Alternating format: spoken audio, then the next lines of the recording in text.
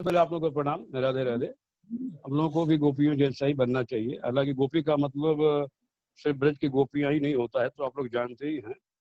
गो माने इंद्रियां पीना, जो हर इंद्रियों से कृष्ण रस का पान कर रहा हो वही गोपी है। माने जिसकी हर इंद्रियां मन सहित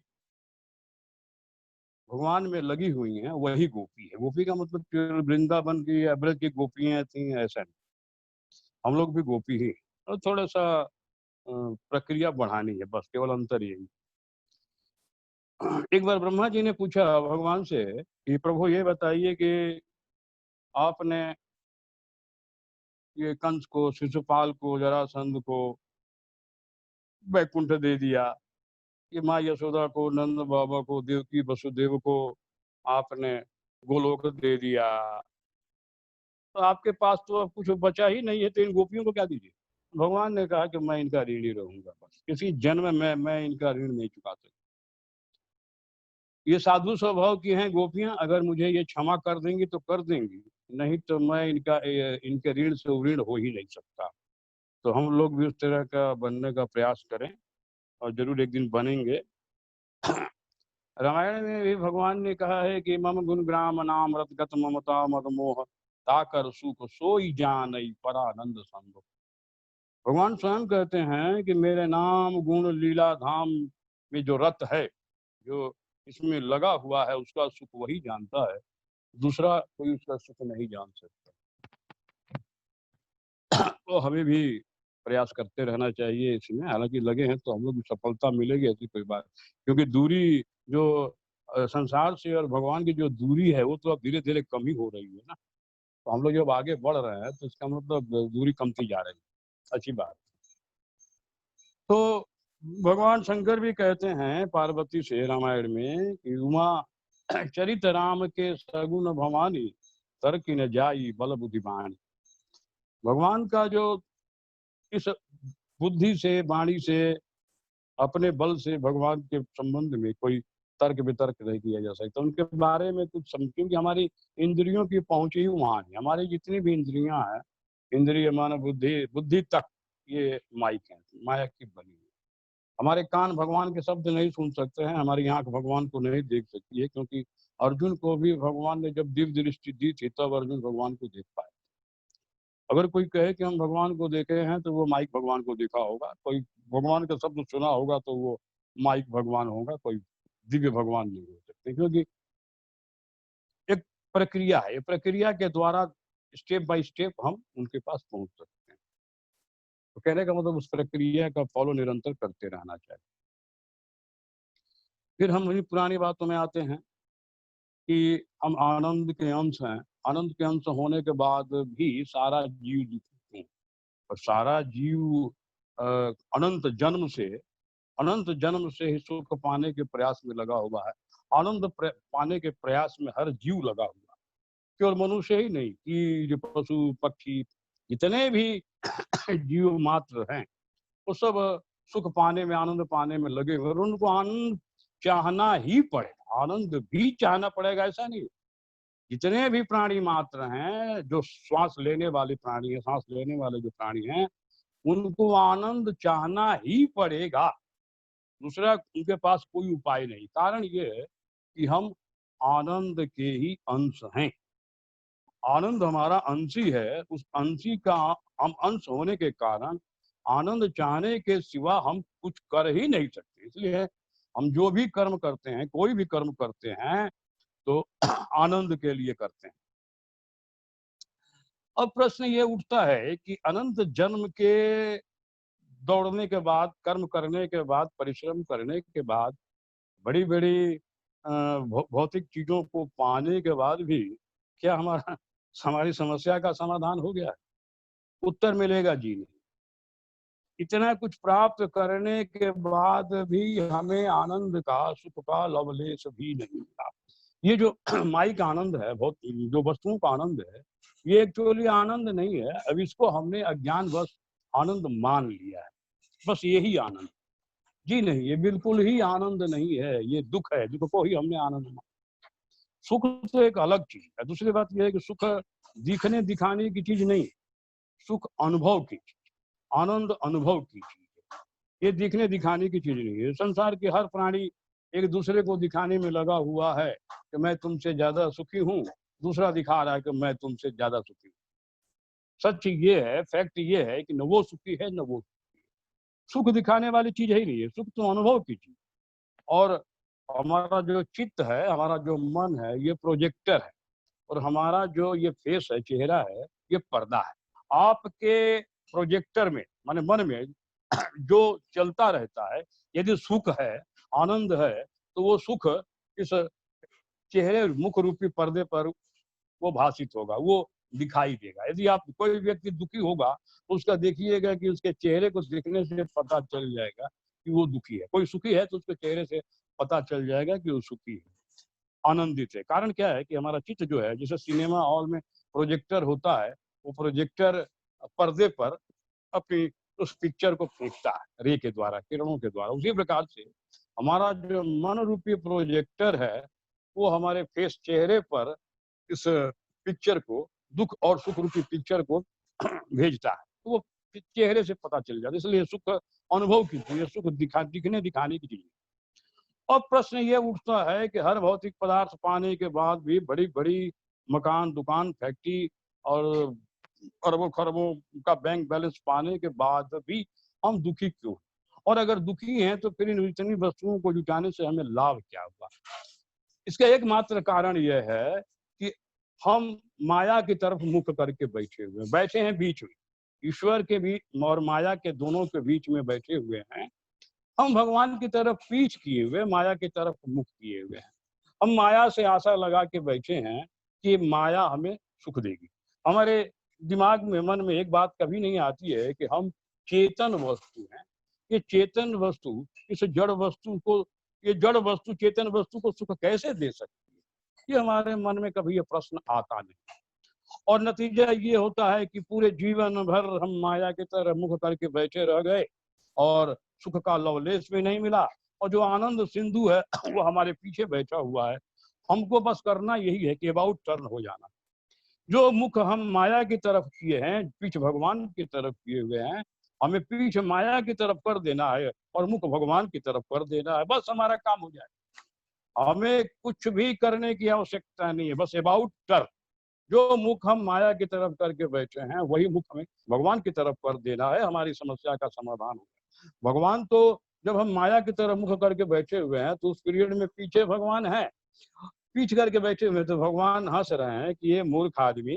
अब भगवान की ये प्रतिज्ञा है, भगवान ने गीता में कह दिया है ना कि भाई कर्म करने में तुम्हारा अधिकार है, कर्म मैं बोलता नहीं। तो जब तक तुम मेरी तरफ मुख नहीं करोगे, अबाउट टर्न नहीं करोगे, तब तक मैं बोलूंगा नहीं, चाहे अनंत जन्म बीत जाए।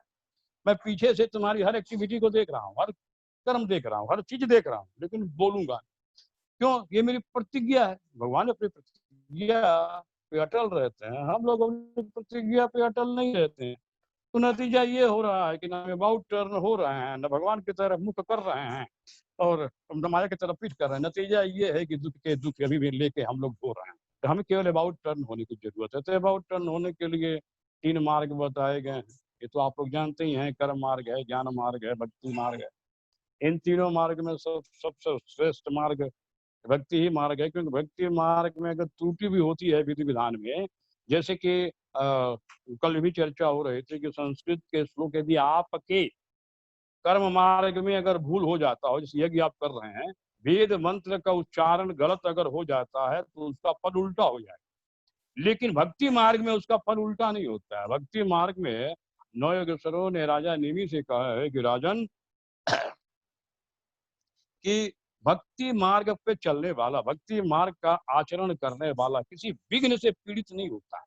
अगर वो आंख बंद करके भी भक्ति मार्ग पे दौड़ रहा है तो वो पथ से स्खलित नहीं होता है, रास्ते से गिरता नहीं और पाप से युक्त नहीं होता है। वो पाप उसको छू नहीं सकता और फल से वंचित नहीं होता, पूरा का पूरा फल उसको मिलता है।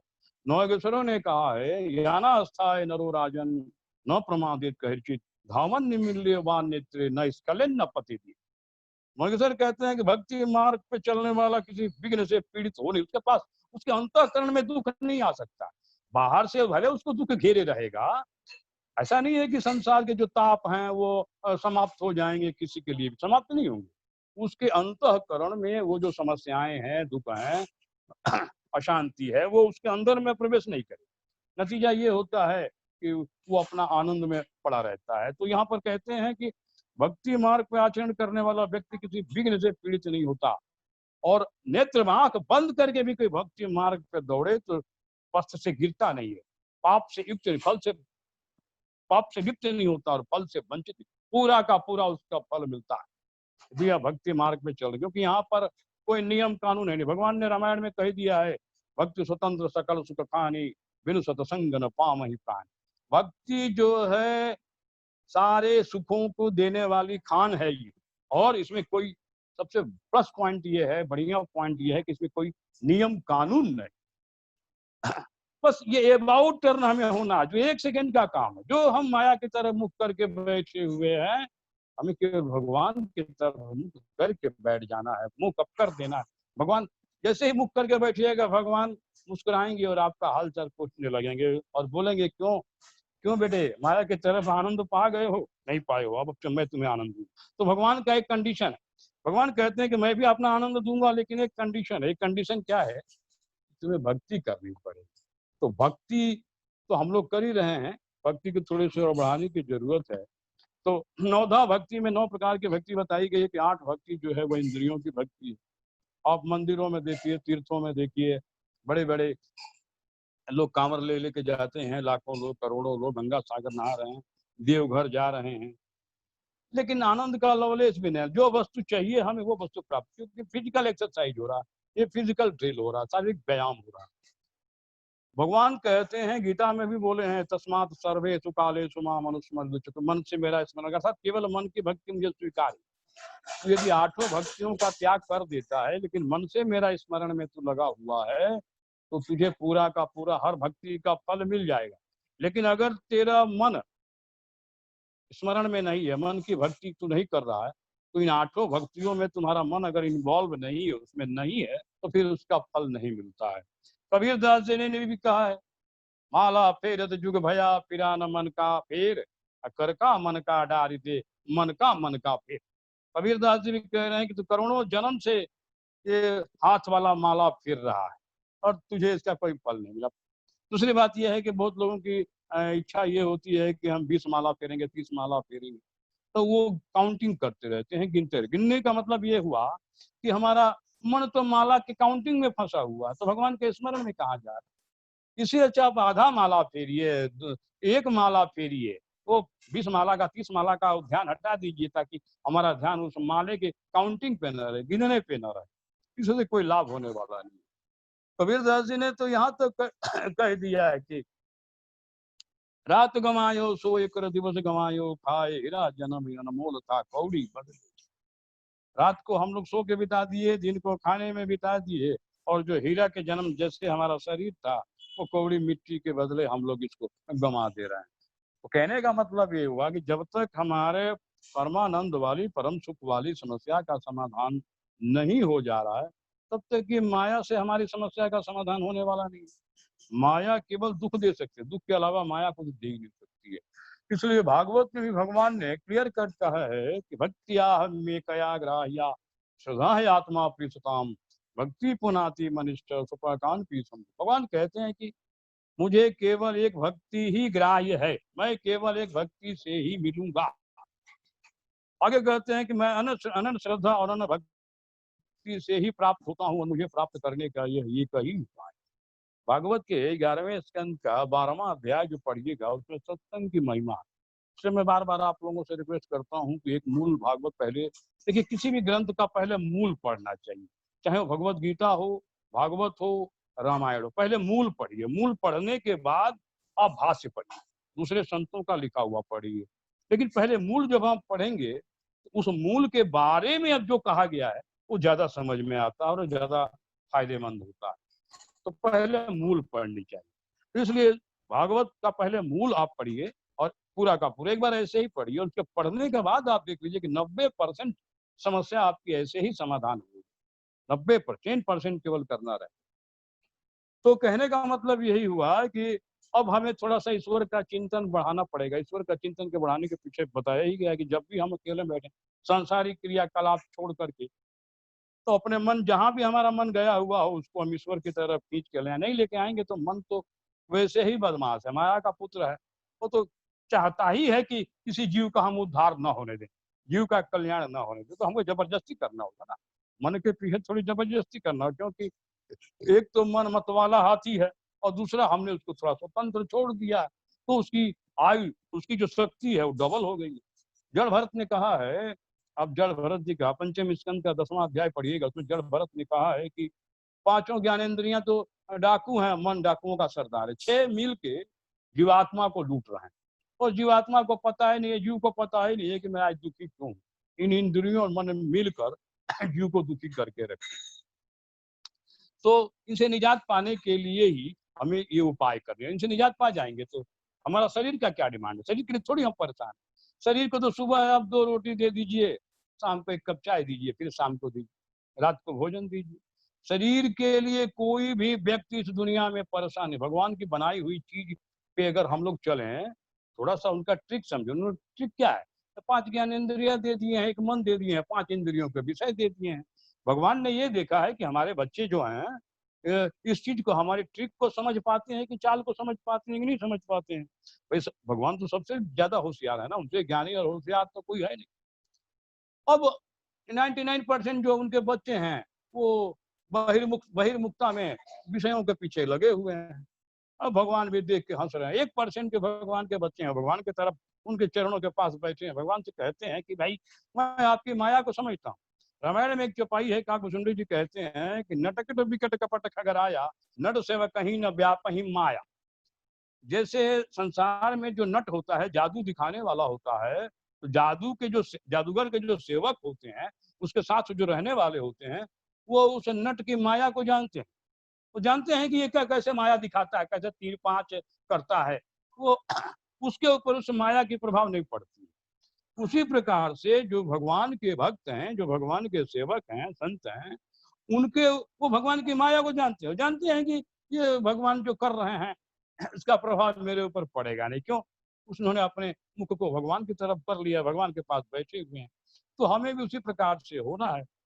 तो 5 ज्ञानेंद्रिय दे दिए हैं, 5 इंद्रियों के विषय दे दिए हैं, हम बहिर्मुखता में भाग रहे हैं। जैसे एक बच्चे को छोड़ माँ कई खिलौना पकड़ा देती है, भगवान ने हमें खिलौना पकड़ा दिया है। कोई धन रूपी खिलौना में आसक्त हो गया है, कोई शराब रूपी खिलौना में आसक्त हो गया है, कोई स्त्री रूपी खिलौना में आसक्त हो गया है। माने विषयों में जितने भी विषय हैं वो भगवान का खिलौना है। खिलौना में उनके सारे बच्चे लगे हुए हैं। और जैसे माँ बच्चे के सामने 4-5 तरह खिलौना फेंक देती है, बच्चा उससे खेलता रहता है, माँ अपना काम करती रहती है।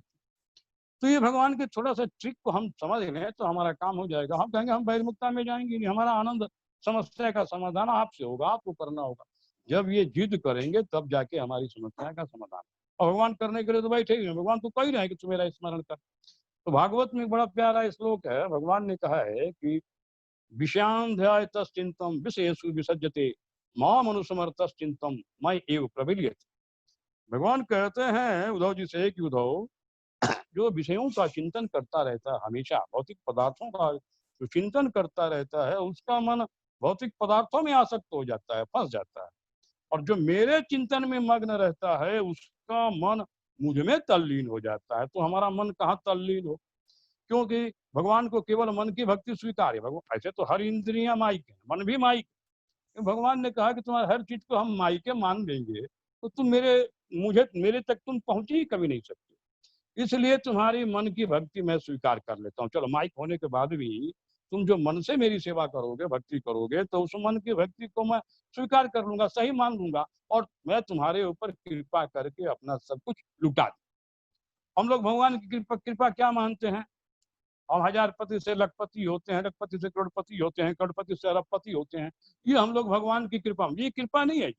ये भगवान अपने से दूर करने का उपाय आपके पीछे लगा दिए। भागवत में भगवान उद्धव जी से कहते हैं कि उद्धव, जब मैं किसी पे कृपा करता हूँ तो उसका सारा धन सबसे पहले मैं छीन लेता हूँ। फिर वो जब गरीब हो जाता है, उसके पास जब कुछ भी नहीं रहता है, तो फिर वो धन कमाने का चेष्टा करता है। और जितनी बार वो चेष्टा करता है तो मैं उसकी चेष्टा को विफल कर देता हूँ। और विफल होने के बाद जब वो थक जाता है, तब मेरे किसी संत या भक्त के शरण में जाता है। और जब मेरे संत भक्त के शरण में जाता है, तो फिर मैं अपनी पूरी कृपा उसके ऊपर लुटा देता हूँ। धन संपत्ति के बारे में भगवान कहते हैं, उद्धव जी से बोले हैं कि उद्धव, ये धन संपत्ति जो है ना, जो मनुष्य इसके चक्कर में फंसा हुआ है, वो अपना तो नाश करता ही है, अपने आने वाली पीढ़ियों के लिए भी नाश का बीज बो के जाता है। ये भागवत में भगवान ने कहा है। अर्थात जैसे मान लीजिए कि आप जितने बड़े घराने हैं, मुकेश अंबानी हो, बिरला जी हो, टाटा जी हो, इनके घर में जितने भी बच्चे जन्म लेंगे, वो कभी भगवत प्राप्ति के बारे में सोच ही नहीं सकते।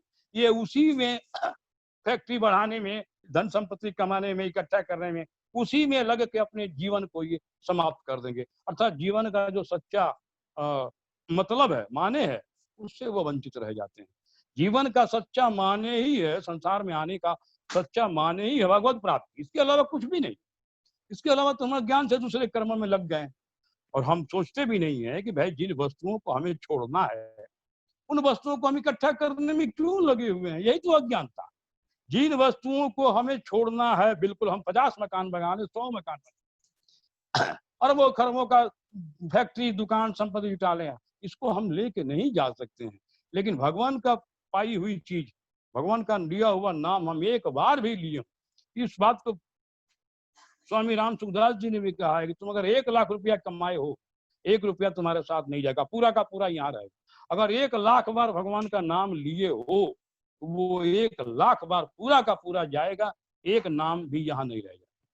तो हमें परमानंद पाने के प्रयास में आज ही लग जाना चाहिए, और परमानंद पाके हम सुख का मतलब क्या हुआ? सुख का मतलब हुआ कि एक बार जो हमें मिल गया, तो फिर हम तृप्त हो गए, शांत हो गए। इसके बाद हम कहेंगे भाई अब हमें कोई कर्म नहीं करना, हमें कुछ चाहिए नहीं। ये भौतिक सुख को पाने के बाद भी हमारा सुख की चाह बनी हुई है, इसका मतलब हम अंदर से अभी भी खाली है, अंदर से अभी भी हम गरीब हैं, बाहर बहुत कुछ जुटा लिए। इसलिए अंतःकरण को भरिए, अंतःकरण भक्ति से भरेगा, भगवान का दिए हुए आनंद से भरेगा। भगवान साधन साध्य नहीं है, लेकिन साधना करने से कृपा हो, कृपा साध्य, वो कृपा करके हमें सब कुछ दे देते हैं, और हम हमेशा के लिए आनंदमय हो जाते हैं, हमेशा के लिए माला माल हो जाएंगे। हमें बस इतना ही करना है, जो मुख हम माया की तरफ किए हुए हैं, उस मुख को भगवान की तरफ कर देना है, अबाउट टर्न। जैसे ही कर देंगे, बस दोनों के बीच में हम बैठे हुए, पीठ भगवान की तरफ किए हैं, मुख माया की तरफ किए हैं। इसलिए हमारी समस्या भगवान का एक प्रतिज्ञा है कि भाई हम बोलते नहीं है कर्म, तुम जब मेरे पास आओगे तभी हम कृपा करेंगे, नहीं आओगे तो हम कैसे कृपा करेंगे, तो मेरी प्रतिज्ञा के खिलाफ हो जाएंगे।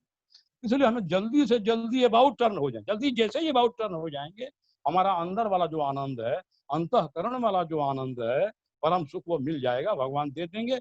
वो देने के लिए बैठे हैं भाई, देने के लिए बैठे हैं, हमें केवल अबाउट टर्न, माया की तरफ से भगवान, मुख भगवान की तरफ कर देना, बस काम हमारा हो गया। बस यही हमें करना है। तो आज का समय हो गया है, आप लोगों को प्रणाम।